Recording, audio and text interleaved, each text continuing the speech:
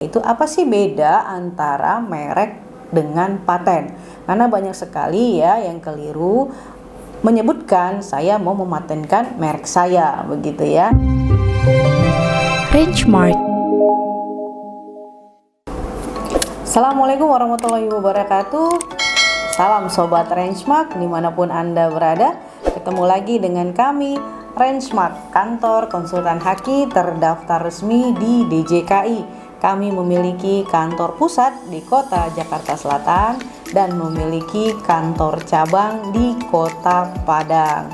Baik, kali ini kita akan membahas pertanyaan yang masuk di Rangemark, yaitu apa sih beda antara merek dengan paten? Karena banyak sekali ya yang keliru menyebutkan saya mau mematenkan merek saya, begitu ya. Nah, ini adalah suatu kekeliruan. Kenapa? Antara merek dan paten itu merupakan dua jenis kekayaan intelektual yang berbeda ya.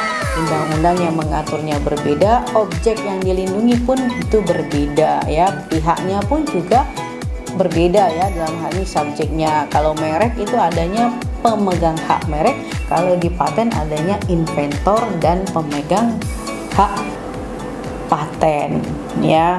Bisa saja inventor sama dengan pemegang hak paten, bisa saja berbeda. Nah, apa saja bedanya? Merek itu objeknya adalah tanda pengenal suatu barang atau jasa ya, yang ditampilkan secara grafis, apakah itu berupa logo, berupa nama, berupa kata, atau kombinasi ya antara nama plus logo, gambar plus kata, begitu ya, susunan huruf, angka, warna ya. Bisa juga ditampilkan dalam 3 dimensi. Bisa juga merek hologram atau merek suara ya, yang digunakan dalam kegiatan perdagangan barang atau jasa yang berfungsi sebagai daya pembeda ya. Jadi membedakan antara barang yang sejenis. Contoh misalnya pelaku usaha A menjual barang sepatu ya, mereknya Rangemark. Kemudian pelaku usaha B menjual barang sepatu juga, mereknya Digilo. Nah, ini dua merek yang berbeda ya terhadap barang atau jasa yang sejenis, sama-sama sepatu namun mereknya berbeda. Nah, merek Rangemark dan merek Digilo ini berfungsi sebagai tanda pengenal yang membedakan dua pelaku usaha ya, melekatkan pada barang yang sejenis sehingga konsumen tidak tersesat membedakannya. Nah, itu adalah merek ya. Kalau paten bagaimana? Kalau paten objeknya adalah invensi ya, invensi di bidang teknologi. Nah, invensinya itu haruslah baru atau pengembangan dari yang sudah ada sebelumnya, memiliki langkah inventif dan dapat diterapkan di industri. Nah, kalau dia paten wajib memenuhi syarat patentabilitas ya.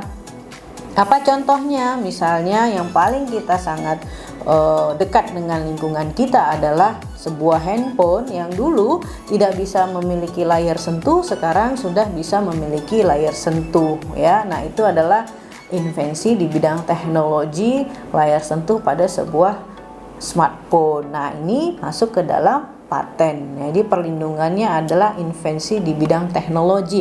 Bisa berupa produk, bisa berupa proses, metode, sistem ya. Nah, itu bisa masuk dalam ruang lingkup paten. Nah, tentu patennya harus memenuhi syarat patentabilitas ya. Selanjutnya itu dari masa perlindungannya. Kalau dia merek perlindungannya 10 tahun dan bisa diperpanjang jika masih mau menggunakan merek tersebut. Jika paten itu tidak bisa diperpanjang. Paten itu ada dua jenis, ada paten sederhana. Kalau paten 20 tahun, paten sederhana 10 tahun, dan keduanya tidak bisa diperpanjang. Begitu ya. Nah, kalau misalnya ada pengembangan lagi teknologinya, silahkan diajukan lagi perlindungan invensinya, begitu ya. Terhadap undang-undangnya, kalau merek Undang-Undang 20 tahun 2016 tentang merek dan indikasi geografis, kalau paten Undang-Undang nomor 13 tahun 2016 tentang paten. Nah, masing-masing baik paten maupun merek ya, itu memiliki prosedur, tata cara dan syarat serta biaya yang berbeda-beda ya. Jadi kalau misalnya merek itu ada tahapan proses pemeriksaannya, ada merek yang tidak dapat didaftar, ada merek yang ditolak. Nah, kalau paten itu haruslah memenuhi syarat patentabilitas. Begitu ya. Nah, gimana nih? Sudah paham ya bedanya ya? Jadi untuk mengetahui dia masuk ke paten atau ke merek, lihat objeknya ya. Objek yang mau kita lindungi itu apa? Nah, yang dilindungi itu adalah hasil karya ya, bukan ide ya. Kalau ide masih belum bisa dilindungi. Ide itu harus dituangkan dalam suatu karya nyata ya. Contoh misalnya tadi saya mau bikin usaha di bidang sepatu. Nah, ini mereknya apa ya yang bisa saya lekatkan pada sepatu sehingga produk sepatu saya terkenal ya, bisa memiliki nilai ekonomis yang besar ya, tentu dengan melabelkan ataupun memberikan merek yang mudah diingat. Nah, idenya apa gitu. Nah, kemudian kita tuangkan nih mereknya dalam suatu karya, apakah berupa nama plus logo misalnya Rangemark gitu ya, dengan warnanya hijau, tulisannya huruf besar dan ada logonya begitu ya. Nah, itulah objek dari perlindungan merek. Jadi ide tadi dituangkan dalam suatu karya, yaitu merek dagang Rangemark. Nah, itulah ada karyanya. Nah, itu yang bisa dilindungi dengan merek dagang ya, tanda pengenal yang dilekatkan pada suatu barang untuk membedakan dengan barang sejenis dari pelaku usaha lain begitu. Nah, kalau dia paten, nah itu berkaitan dengan invensi, berkaitan dengan teknologi gitu loh. Apa yang kita temukan di bidang teknologinya begitu ya. Misalnya ya, contoh misalnya adalah penemuan di bidang ya cara mengenali konsumen yang sebelum dia masuk ya, tapi dari wajahnya sudah dikenali si konsumen ini ingin membeli produk apa begitu ya, atau kesukaannya apa begitu ya, dari wajah ya, dari wajah. Nah, itu bisa masuk ke perlindungan patennya sepanjang ya dia memenuhi syarat patentabilitasnya. Apa itu patentabilitas? Yang tadi saya sampaikan. Pertama, invensinya baru atau pengembangan dari yang sudah ada sebelumnya. Yang kedua, memiliki langkah inventif. Yang ketiga, dapat diterapkan di industri.